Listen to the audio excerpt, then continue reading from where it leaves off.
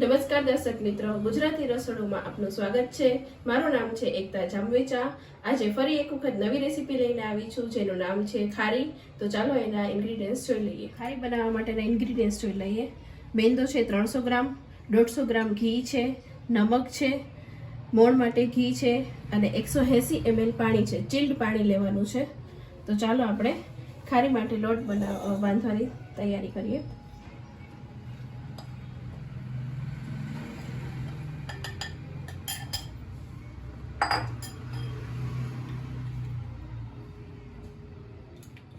દોઢ ચમચી નિમક જોશે,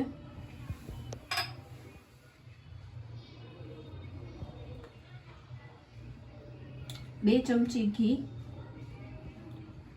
ખારી બનાવવા માટે ઘી અલગથી મળે છે, જે બેકરીમાં મળી જશે।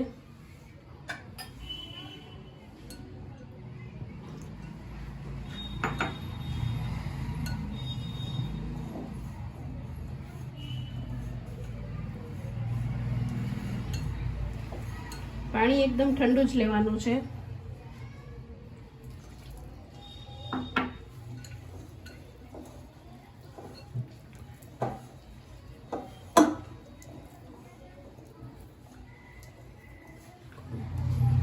ખારી માટે લોટ બંધાઈ ગયો છે।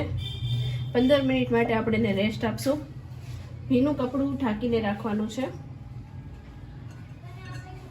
ત્યાં સુધીમાં આપણે ખારીનું જે ઘી છે એને થોડું ફેણી લેશું। એને પ્લેટફોર્મ ઉપર નીચે જ ફેણવું પડશે।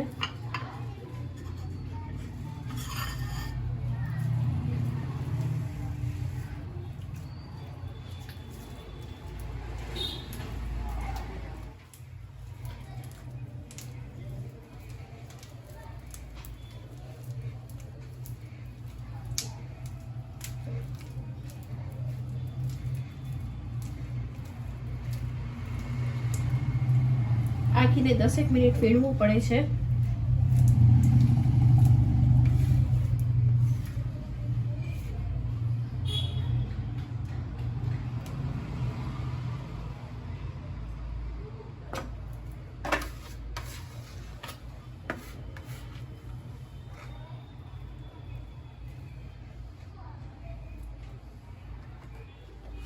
તો 15 થી 20 મિનિટ થઈ ગઈ છે।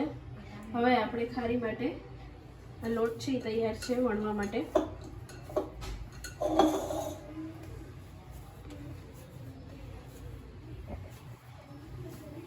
બે 5 મિનિટ લોટને પણ મસળવાનો છે।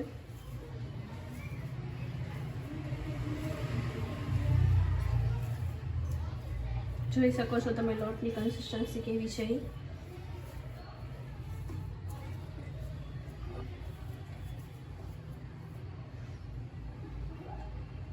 મેંદાને ડસ્ટિંગ કરશું।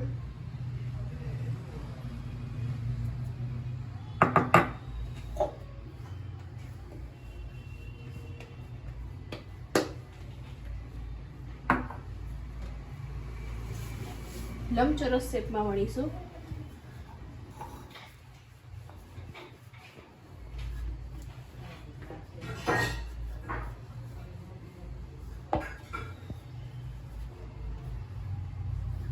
ખારી માટે સ્પેશિયલ વેલણ છે।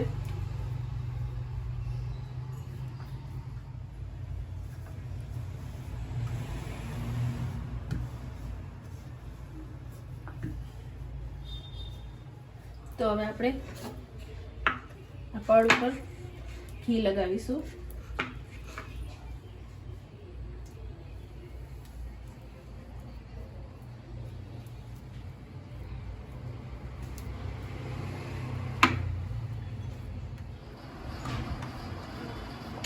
ખારીમાં ઘી લગાવાઈ ગયું છે। હવે આપણે એને બુક ફોલ્ડ આપીશું।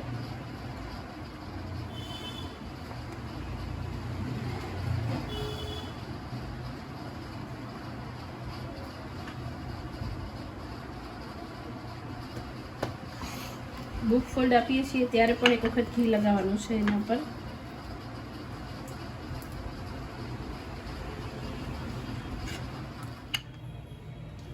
ફરી પાછું ફોલ્ડ કરીશું। આ ખારી માટેનો એક ફોલ્ડ રેડી છે। ફરી પાછું અને 15 મિનિટ રેસ્ટ આપીશું। ભીનું કપડું ઢાંકીને રાખશું. એવું બહુ ગરમી ને એવું બહુ લાગે તો ફ્રીજમાં રાખી દેવું 15 થી 20 મિનિટ. 15 થી 20 મિનિટ થઈ ગઈ છે તો હવે ફરી પાછું આપણે એક વખત વળી લેશું.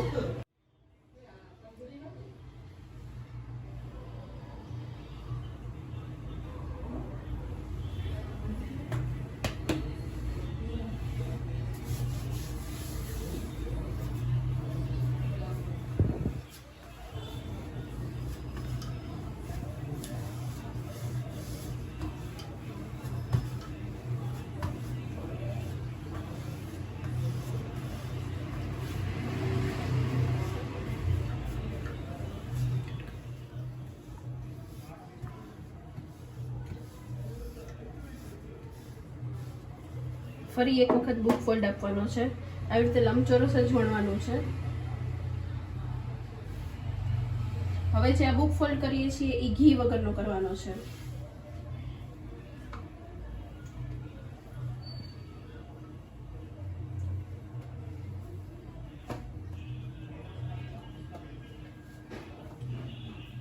ફરી પાછું 15 થી 20 મિનિટ રેસ્ટ આપશું. ભીનું કપડું ઢાંકી અને રાખી દેશું. ફ્રીજમાં રાખવું હોય તો પણ રાખી શકો છો, ગરમી વધારે હોય તો. 15 થી 20 મિનિટ થઈ ગઈ છે. હવે પાછું વણી લઈશું.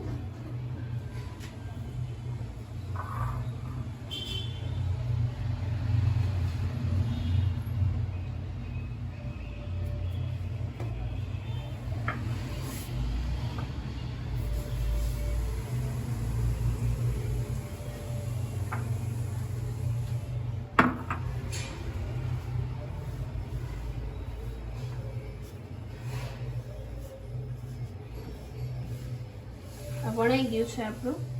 હવે આપણે કટ કરીશું. સાઈડની કિનારી છે એ કાઢી લઈશું.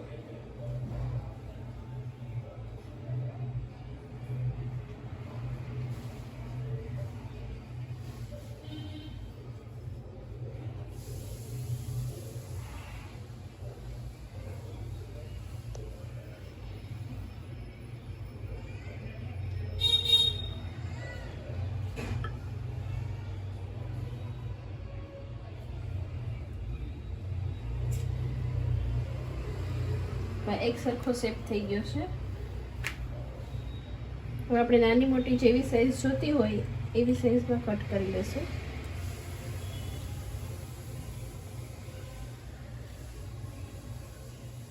ખારી બનાવવામાં માપ પ્રોપર રાખવું પડશે.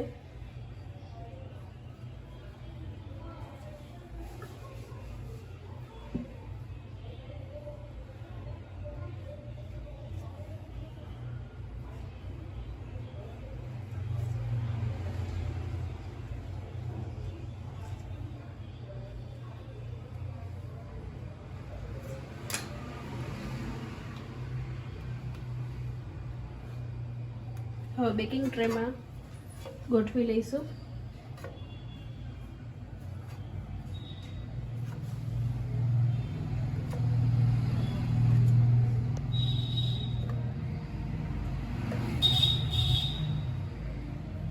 ઓવનને 10 મિનિટ પ્રીહીટ કરવાનું છે. 220 ડિગ્રી પર 10 મિનિટ માટે પ્રીહીટ કરવાનું છે. 5 મિનિટ માટે ખારીને રેસ્ટ આપશું. 5 મિનિટ રેસ્ટ આપ્યા પછી ખારી ઉપર પાણીથી થોડો સ્પ્રે કરી દેવો અને જે બાકીની ખારી છે એના ઉપર ભીનું કપડું ઢાંકીને રાખી દેવું, જેથી ઉપરથી સુકાઈ ના જાય. તો હવે આપણે ઓવનમાં બેક કરવા માટે મૂકીશું. તો તમે જોઈ શકો છો કે ખારી આપણી બેક થઈ રહી છે.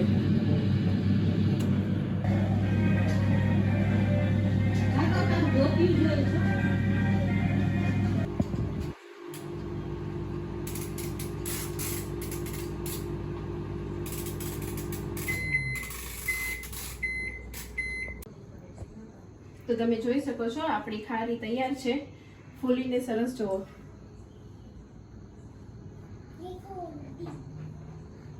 તમે આ રેસીપીનો વિડીયો ફેસબુક ઉપર જોતા હો તો ગુજરાતી રસોડું ફેસબુક પેજ છે તેને લાઈક કરો, શેર કરો અને જો યુટ્યુબ પર જોતા હો તો તમે એ ચેનલને સબસ્ક્રાઈબ કરો, લાઈક કરો અને શેર કરો. Thank you.